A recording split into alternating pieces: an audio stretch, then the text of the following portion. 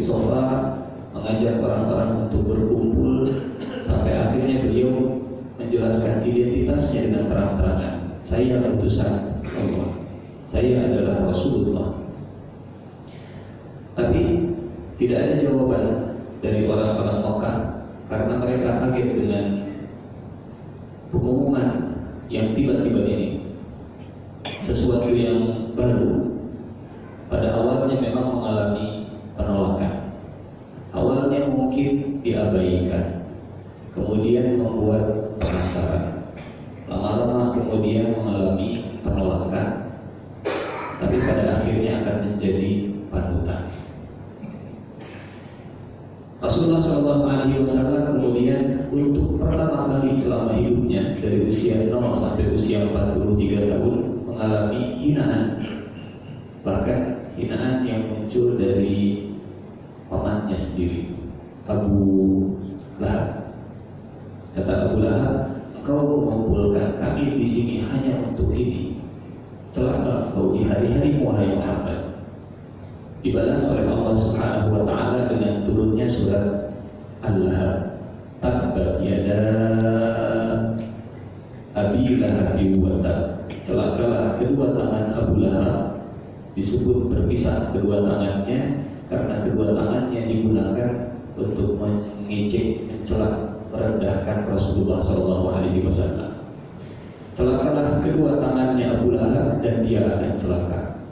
Hartanya tidak akan berguna dan usahanya juga tidak akan bermanfaat. Saya lupa sudah pernah disampaikan atau belum di pertemuan terakhir, kenapa Allah Subhanahu wa taala memvonis Abu Lahab jadi penghuni neraka padahal masih hidup. Sayasla naran dzata lahab. Abu Lahab akan masuk neraka yang menyala-nyala. Orangnya masih hidup, matinya masih lama, masih ada waktu untuk bertaubat, tapi kata Allah mustahil bertaubat. Kalimatnya memang tidak begitu, tapi kalimatnya pasti masuk neraka. Saya sedang Kenapa Allah Subhanahu wa taala kemudian menutup pintu taubat bagi Abu Lahab dengan vonis akan masuk neraka yang menyala-nyala? Hadirin rahimahullah, ini sebagai peringatan bagi siapapun yang ingin menyentuh garis merah kehormatan Rasulullah SAW. Dikhawatirkan orang yang mengejek, mencela, menghinakan, mendiskreditkan Rasulullah SAW, dikhawatirkan susah taubatnya, apalagi terang-terangan di depan umum. Terlebih, terima kasih, terlebih kalau orang tersebut jadi orang pertama yang menjadi trendsetter, yang menjadi role model untuk mengejek Rasulullah SAW. Abu Lahab adalah orang pertama yang mengejek Nabi di depan umum, sehingga setelah kejadian ini banyak orang yang dengan mudah mengejek Rasulullah SAW. Sejak Rasulullah hidup, bahkan sampai Rasulullah meninggal, semuanya mengikuti jejak Abu Lahab. Maka kalau ada yang semakin termotivasi berbuat maksiat gara-gara orang lain pernah melakukannya, hati-hati. Ada kesalahan, kemudian kita mengatakan dia juga melakukannya, saya juga bisa kalau begitu. Trendsetter, role model, menjadi inisiator dalam kesalahan, itu dosanya berkali lipat. Dia menjadi contoh jadi dosa, dicontoh lagi jadi dosa, dicontoh lagi jadi dosa, maka dosa dalam tanda kutip, dosa jariah. Sebagaimana ada amal jariah, pahala yang terus mengalir, dikhawatirkan juga ada dosa yang terus mengalir karena menjadi contoh dalam keburukan. Manusia pertama yang mengejek Rasulullah SAW adalah Abu Lahab. Bukan. Rasulullah orang Arab, Abu Lahab orang Arab. Dua-duanya sama-sama orang Arab.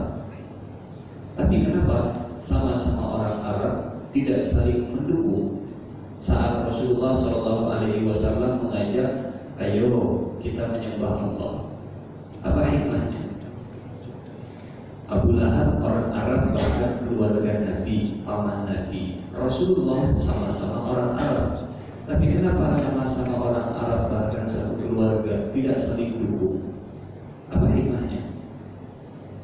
Hikmahnya adalah agar orang-orang tidak menyangka kalau Islam ini hanya agama untuk orang Arab. Kalau Islam ini khusus hanya untuk orang Arab. Kalau Islam ini agama yang lahir dari budaya orang Arab. Kalau seandainya Islam itu hanya untuk orang Arab saja, maka orang Arab tidak akan memusuhi agama Islam. Orang Arab tidak akan memusuhi Rasulullah SAW. Sehingga mengajak kepada agama Islam atau mengajak menjalankan ajaran Islam tidak sama dengan mengajak orang untuk menjadi Arab. Kalau seandainya ada stigma Islam sama dengan Arab, mengajak orang menjadi Islam, mengajak orang menjalankan ajaran Islam itu sama seperti Arabisasi, mungkin harus belajar tentang bagaimana Rasulullah mengalami tantangan dakwah pertama kali itu justru muncul dari orang Arab. Jadi Islam mengajak kepada Islam tidak tepat kalau kemudian tidak relevan kalau kemudian Islam atau Islamisasi dalam setiap tingkah laku keseharian kemudian dikonotasikan dengan Arabisasi. Contoh misalkan, kalau saya mengajak istri saya untuk menutup aurat karena itu perintah Allah di dalam agama Islam, saya tidak mungkin mengatakan ini, atau istri saya tidak mungkin mengatakan ini produk orang Arab. Nah, Anda melihat ini hikmah kenapa musuh pertama Rasulullah SAW justru dari lingkungan orang Arab sendiri. Hadirin rahimahullah, ada satu ayat di dalam surat Al-Ankabut ayat kedua. Ayatnya insya Allah bukan ayat yang asing, karena ayat ini sering kali disampaikan terkait dengan bahayanya atau tantangan seorang mukmin saat dia memilih jalan untuk beriman. Kata Allah Subhanahu wa taala, ahasiban nasu ayyutraku ayyaqulu amanna wa hum la yuftanun. Ahasiban nasu ayyutraku ayyaqulu amanna wa hum la yuftanun. Apakah manusia mereka mengira akan dibiarkan begitu saja memilih jalan iman sementara mereka tidak mengalami ujian? Rasanya ayat ini juga pernah kita singgung. Apakah manusia mengira bahwa mereka dibiarkan saja mengatakan kami telah beriman sedang mereka tidak mengalami ujian? Semakin tinggi kualitas iman, maka semakin berat juga kualitas ujian. Siapa yang imannya paling kuat? Yang imannya paling kuat para nabi, maka yang ujiannya paling berat juga para nabi. Walaqad fatanna alladziina min qablihim falaya'lamanna Allahu alladziina shadaqu wa laya'lamanna al-kadhibin. Dan sungguh kami telah menguji orang-orang sebelum mereka, maka sesungguhnya Allah mengetahui orang yang benar dan sesungguhnya Dia mengetahui orang-orang yang berdusta. Apa saja yang dialami oleh Rasulullah SAW setelah peristiwa ini? Ujian demi ujian, tantangan demi tantangan, celaan dan hinaan kepada Rasulullah SAW, keluarga, bahkan kepada para sahabatnya. Hadirin rahimahullah, kita lewat ini insyaallah, kita kembali lagi. Resiko yang akhirnya diterima oleh Rasulullah SAW setelah beliau berdakwah secara terang-terangan. Setidaknya 5 hal ini. Contoh misalkan, Rasulullah SAW dituduh majnun, gila, tukang sihir, dukun, dan seterusnya. Sementara mereka yakin kalau Rasulullah SAW tidak demikian. Mereka tahu kalau Rasulullah bukan tukang sihir, tapi mereka tetap memaksakan Muhammad tukang sihir, Muhammad orang gila. Muhammad, bahkan ada ayat yang menyebutkan kalau Rasulullah SAW itu agen asing. Muhammad ini orang yang ingin mengganggu stabilitas kota Mekah. Muhammad ini adalah orang yang ingin merusak kota Mekah, dan Muhammad ini agen asing. Kata Allah di surat Al-Furqan ayat keempat, dan orang-orang yang kufur mereka berkata, Al-Quran ini tidak lain hanyalah kebohongan yang diada-adakan oleh Muhammad, dan Muhammad itu dibantu oleh kaum yang lain. Rasulullah dituduh dibantu oleh kaum yang lain. Bahasa sekarangnya agen asing. Muhammad ini agen asing. Muhammad ini punya kerjasama dengan Persia, punya kerjasama dengan Romawi, dan seterusnya. Bahkan pamannya sendiri, bukan paman, bibinya sendiri, saat Rasulullah SAW kemudian menerima wahyu, tabbat yada abi lahabi wa tabb, ma aghna anhu maluhu wa ma kasab, sayasla naran dzata lahab, wa imra'atuhu hammalatal hatab, fi jidha hablum min masad. Punten, mohon maaf, saya ingin kita menghayal. Tolong bayangkan, kita di posisi Rasulullah, tolong bayangkan. Dapat wahyu, isi wahyunya, celakalah paman saya. Itu kalau diterjemahkan, celakalah paman saya, istri paman saya, wa mar'atuhu hammalatal hatab, tukang pikul kayu bakar, fi jiriha hablum min masad, di lehernya ada tali dari sabut. Bukan. Kita akan pilih yang mana? Menyampaikan surat Al-Lahab dengan resiko hubungan jadi renggang, tapi amanah tersampaikan. Atau yang kedua, menyimpan surat Al-Lahab, tidak disampaikan, tapi hubungan mungkin baik-baik saja sekilas. Kira-kira kita akan pilih yang mana? Kalau kita dihadapkan dengan dua pilihan, saya nggak bilang ini gampang, ini pilihan yang susah. Menyampaikan amanah berarti integritas, tapi hubungan mungkin bisa jadi renggang. Atau tidak menyampaikan amanah, tapi hubungan ya fine-fine saja. Kira-kira kita akan pilih yang mana? Jadi orang yang amanah tapi resikonya hubungan renggang, atau kita tidak menyampaikan amanah tapi punya hubungan yang baik-baik saja. Pilih yang mana? Mudah-mudahan kita bisa memahami beratnya peran Nabi dalam menyampaikan surat Tabbat. Dan walaupun kita bukan Nabi, tapi setidaknya nilai ini bisa kita rasakan beratnya untuk memilih di antara dua pilihan tadi, antara amanah atau menjaga hubungan. Syukur kalau memang ada pilihan yang ketiga, amanah tersampaikan, tapi hubungan tetap tidak renggang. Laukna guna cair akhirat, kata orang Sunda, mancing tapi tidak di air keruh. Ala kulli hal, disampaikan sampai ke telinga Abu Lahab, sampai ke telinga Ummu Jamil, istrinya Abu Lahab. Abu Lahab orang kaya. Kalau bayangkan, kira-kira ada orang kaya punya istri, di lehernya ada apa? Perhiasan. Tapi kata Allah, di lehernya ada tali dari sabut. Jadi perhiasan yang harganya mahal, Allah menyebutnya di dalam Al-Quran, fi jidha hablum min masad.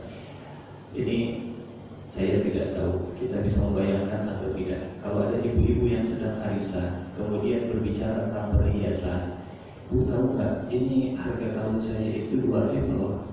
Tiba-tiba ada yang nanya, murah segitu mah. Oh, kira-kira bagaimana perasaannya? Emosinya mungkin akan mudah terpancing. Kata Allah, fi jibiha hablum min masad. Di lehernya itu hanya tali dari sabut. Sampai ayat ini ke telinga Abu Lahab, sampai ayat ini ke telinga Ummu Jamil. Apa yang dilakukan Abu Lahab dan Ummu Jamil? Resiko Rasulullah SAW. Abu Lahab langsung manggil dua anaknya. Rasanya kita pernah bahas siapa saja anak-anaknya Rasulullah SAW. Sedikit kita mundur ke belakang. Rasulullah SAW punya anak perempuan 4. Zainab, Ruqayyah, Ummu Kulthum, dan Siti Fatimah. Ruqayyah dan Ummu Kulthum ini dinikahkan oleh Rasulullah SAW dengan anaknya Abu Lahab. Dengan anaknya Abu Lahab, sehingga Rasulullah SAW dengan Abu Lahab itu besan, sehingga dengan kartu keluarga Rasulullah dengan Siti Khadijah. Ruqayyah dan Ummu Kulthum dinikahkan dengan Utbah dan Utaibah. Ruqayyah dengan Utbah, Ummu Kulthum dengan Utaibah. Utbah dan Utaibah itu anaknya Abu Lahab. Utbah bin Abu Lahab, Utaibah bin Abu Lahab, paman sekaligus besan. Turun ayat ini, tabbat yada Abi Lahab wa tab, viral di kota Mekah, sampai ke telinga Abu Lahab. Dua anaknya dipanggil, Utbah sini, Utaibah sini. Raksi wa raksakuma haram, kepala saya dan kepala kalian berdua haram untuk bertemu. Jangan anggap saya sebagai bapak kalau kalian berdua tidak menceraikan anaknya Muhammad. Pilih saya bapak atau pilih anaknya Muhammad. Apa yang dilakukan? Utbah dan Utaibah menceraikan anaknya Rasulullah SAW. Resiko setelah Rasulullah menyampaikan surat Al-Lahab. Gak gampang ternyata surat Al-Lahab saat disampaikan. Buntutnya panjang. Tapi memang pilihannya seperti itu, antara jadi orang yang amanah atau korban hubungan.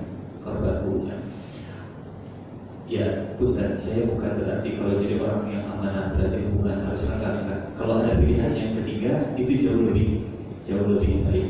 Anda melihat, akhirnya diceraikan. Punten. Apa reaksi seorang anak dan ibunya saat mereka mengetahui dicerai gara-gara wahyu, gara-gara amanah yang harus disampaikan? Apakah Siti Khadijah kemudian mutung, ngambek, pundung, dan kemudian ngejek suaminya gara-gara bapakku? Maka atau gitu-gitu deh, atau menyampaikan surat Al-Lahab deh, diceriti misalnya, atau gimana? Atau misalkan anaknya Ruqayyah dan Ummu Kulthum, tuh bapak ini saya jadi korban bapak, korban wahyu, bukan korban wahyu. Saya jadi korban wahyu. Saya akhirnya diceraikan. Adakah kalimat ini kemudian keluar dari lisan mereka? Ataukah keluarga Rasulullah SAW mereka sudah terdidik dengan mantap sehingga apapun resikonya mereka sudah siap? Ala kulli hal, kalimat ini tidak keluar dari lisan baik Siti Khadijah sebagai ibu ataupun Ruqayyah sebagai mantan istrinya ataupun Ummu Kulthum. Lebih dari itu, Ruqayyah kemudian dinikahkan oleh Rasulullah dengan Utsman bin Affan. Jadi Utsman bin Affan itu menantunya Rasulullah SAW. Apa yang terjadi dengan Ummu Kulthum? Enggak menikah. Kenapa? Nggak ada yang selevel dengan Ummu Kulthum.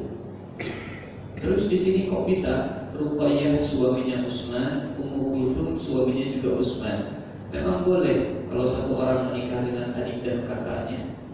Kalau bareng tidak boleh. Tapi kalau turun ranjang boleh. Kalau kakaknya sudah meninggal, baru adiknya dinikahi, itu boleh turun ranjang. Nah, Ummu Kulthum itu tidak menikah sampai akhirnya kakaknya meninggal. Setelah itu Rasulullah menikahkan Utsman dengan adiknya, yaitu dengan Ummu Kulthum. Jadi buntut dari turunnya surat Al-Lahab itu bertahun-tahun sampai Ummu Kulthum janda yang lama dalam jandanya. Apa lagi resikonya? Resiko Rasulullah SAW. Resiko yang berikutnya yang diterima oleh Rasulullah SAW. Tadi reaksi dari Abu Lahab. Bagaimana reaksi dari Ummu Jamil, istrinya Abu Lahab? Kata Ummu Jamil, bawa batu, bawa golok, bawa batu, kemudian keluar dari rumah. Kata Ummu Jamil, ada yang tahu di mana Muhammad? Kata orang-orang sedang ada di Ka'bah dengan sahabatnya, Abu Bakar maksudnya. Abu Bakar, Rasulullah di sampingnya. Tiba-tiba Ummu Jamil datang. Kata Ummu Jamil ke Abu Bakar, ya Atiq, panggilannya Abu Bakar sejak zaman jahiliyah, panggilannya Atiq. Atiq, aina sahibu, mana sahabatmu? Abu Bakar tidak menjawab, karena Abu Bakar lihat di sini Rasulullah, tapi kok Ummu Jamil tidak melihat. Kata Ummu Jamil, aina sahibu, mana sahabatmu? Abu Bakar bingung. Rasulullah ada di sampingnya, bisa terlihat, tapi kenapa Ummu Jamil masih nanya?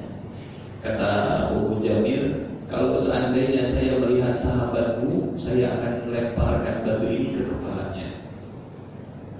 Dilindungi oleh Allah Subhanahu wa Ta'ala, sehingga Ummu Jamil itu tidak melihat Rasulullah, padahal Abu Bakar melihat Rasulullah SAW.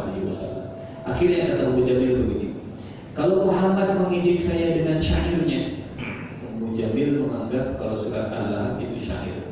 Kalau Muhammad mengejek saya dengan syairnya, saya juga bisa bersyair.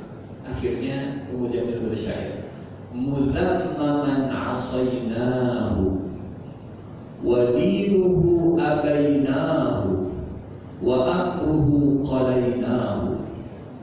Muzammaman asaynahu, yang tercela kita maksiati.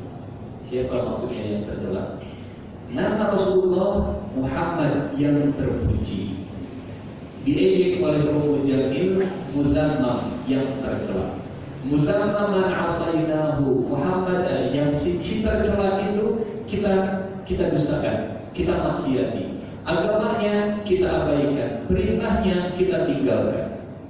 Kalimat ini kemudian beredar, kalimat ini kemudian viral, dan setiap orang itu kalau lewat Rasulullah SAW itu selalu manggil muzammaman asayna wa dinuhu abaina wa amruhu qalaina. Muzammam, muzammam, muzammam, muzammam. Namanya Muhammad, tapi kemudian diejek, muzammam. Namanya yang terpuji, tapi kemudian dihina, yang tercela, yang tercela, yang tercela. Siapa yang sedih? Para sahabat sedih. Kata para sahabat, ya Rasulullah, mereka sudah menghina, ya Rasulullah, mereka sudah mencela. Kata Rasulullah, ya. Kenapa ya Rasulullah? Yang mereka cela itu muzammam, saya kan Muhammad. Dengan simpelnya Rasulullah SAW keluar dari ejekan tadi, yang sedang mereka bicarakan itu muzammam. Saya kan Muhammad, itu muzammam yang sedang dibicarakan. Masya Allah. Rasulullah SAW tidak ambil pusing dengan ejekan-ejekan tadi.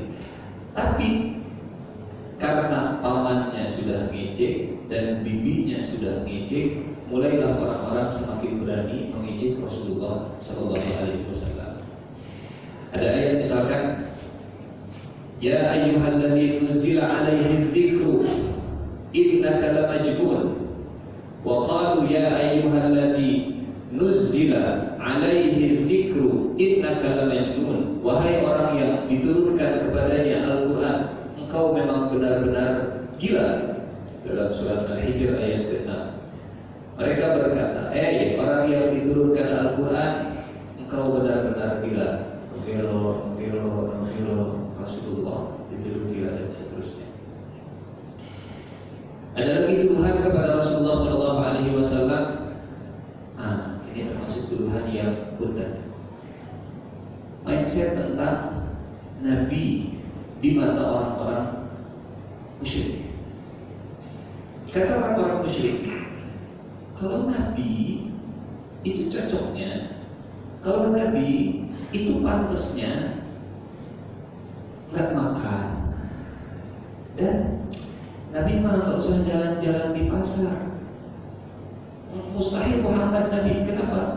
Muhammad masih suka ke pasar, Muhammad masih urusan dengan uang. Gak mungkin yang seperti ini Nabi. Nabi mah harusnya jangan urusan dengan pasar. Nabi mah sudah Nabi, dan Nabi harusnya gak makan, gak minum. Ini kata mereka di ayat ke-7. Wa qalu ma li hadzal rasul ya'kulu at-ta'ama wa yamshi fil aswaq. Dan mereka berkata, mengapa Rasul itu makan dan berjalan di pasar? Bukan. Mindset orang musyrik, kalau Nabi itu jangan di pasar. Kata Allah, itu mindset orang musyrik. Apa hubungannya dengan kita? Hubungannya dengan kita, jangan sampai kemudian mindset ini ada di kepala kita. Pokoknya kalau orang soleh mah jangan urusan dengan masalah. Makin soleh sudah jauhi pasar, nggak usah urusan masalah bisnis, masalah pasar, masalah ekonomi, inflasi dan seterusnya kan. Orang soleh jangan ngurusin itu. Betul. Itu mindsetnya orang musyrik saat mereka memandang Rasulullah SAW. Masa Nabi ngurusin pasar? Kalimat yang dulu pernah muncul dari orang musyrik. Karena di dalam Islam antara dunia dan akhirat itu tidak bisa dipisahkan. Dunia itu jadi jalan menuju ke akhirat. Tapi yang namanya jalan memang diinjak. Yang namanya jalan bukan dijunjung. Kalau kita nggak berjalan, kita nggak akan sampai ke sana. Tapi ingat, berjalan namanya jalan pakai kaki, dan jalan selalu di bawah kaki. Kita nggak bisa meninggalkan dunia karena dunia jalan menuju ke akhirat. Jangan sampai kemudian ada mindset kalau orang muslim itu adalah orang yang hanya mengejar akhirat, tapi kemudian dunia itu diabaikan. Tak usah ngurus pasar, tak usah ngurus politik, tak usah ngurus ekonomi, tak usah ngurus bisnis, tak usah ngurus pekerjaan dan seterusnya. Pokoknya, itulah. Wa qalu ma li hadzal rasul ya'kulu at-ta'am wa yamshi fil aswaq. Rasul tak boleh makan. Rasul harusnya sahur terus. Kalau melihat ada Rasul makan, gede-gede makan ada. Makanya misalkan banyak, seperti misalkan ada seorang ulama, sebutlah Imam Syafi'i. Imam Syafi'i itu gurunya Imam Ahmad bin Hanbal. Ada mazhab Hambali, ada mazhab Syafi'i. Mazhab Hambali mayoritas di Timur Tengah, mazhab Syafi'i di Indonesia dan Mesir. Imam Syafi'i itu gurunya Imam Hambali, Imam Ahmad bin Hanbal. Satu hari sang guru berkunjung ke rumah sang murid. Disediakan makanan, paras panas. Anaknya Imam Ahmad bin Hanbal kemudian melihat Imam Syafi'i, kata orang Sunda mah rowok, makannya banyak. Anaknya Ahmad bin Hanbal bingung. Ulama, ustaz, kiai, ahli fikih, tapi kok makannya banyak? Kesannya kalau seorang ulama seperti Imam Syafi'i sedikit makannya. Selesai Imam Syafi'i berkunjung, kemudian dia selesai makan, anaknya bertanya, Tuhan, saya melihat Anda makannya banyak, kok bisa? Kata Imam Syafi'i, saya makan banyak karena saya sedang berada di rumah seorang ulama besar yaitu Ahmad bin Hanbal. Saya yakin rumah ini adalah rumah yang sangat menjaga kehalalannya, dan kalau saya banyak makan makanan yang halal di rumah seorang ulama, saya menginginkan keberkahan dari makanan tersebut. Maka saya makannya banyak. Dihindari air. Kalau kita datang berkunjung, wah ini jadi dari seperti Imam Syafi'i. Seperti Imam Syafi'i. Ternyata tidak bertentangan antara menjadi seorang muslim dan mengurus pasar, mengurus ekonomi, mengurus bisnis, jadi karyawan, jadi pebisnis, jadi pengusaha, jadi pejabat, dengan menjadi orang yang soleh. Antara dunia dan akhirat itu tidak bisa dipisahkan, dan memisahkan itu ternyata mindsetnya orang syirik. Kenapa Rasul jalan-jalan di pasar, ibaratnya kalau sekarang banyak Ustaz ke mall. Kenapa Kiai jalan-jalan di mall, keliling-keliling di mall? Ala kulihat, masih banyak kalimat-kalimat atau tantangan-tantangan dan resiko yang diterima oleh Rasulullah SAW, termasuk yang diterima oleh keluarganya dan para sahabatnya. Karena waktu juga yang membatasi, insya Allah pertemuan berikutnya kita akan masih lanjut dengan resiko dan tantangan dakwah jahriyah, dakwah perang. Wallahu a'lam bishawab. Mudah-mudahan jadi ilmu yang bermanfaat, jadi bekal amal soleh dan nambah kecintaan kita yang terutama pada Rasulullah SAW. Kita akhiri dengan istighfar dan doa kifaratul majlis. Astagfirullahaladzim.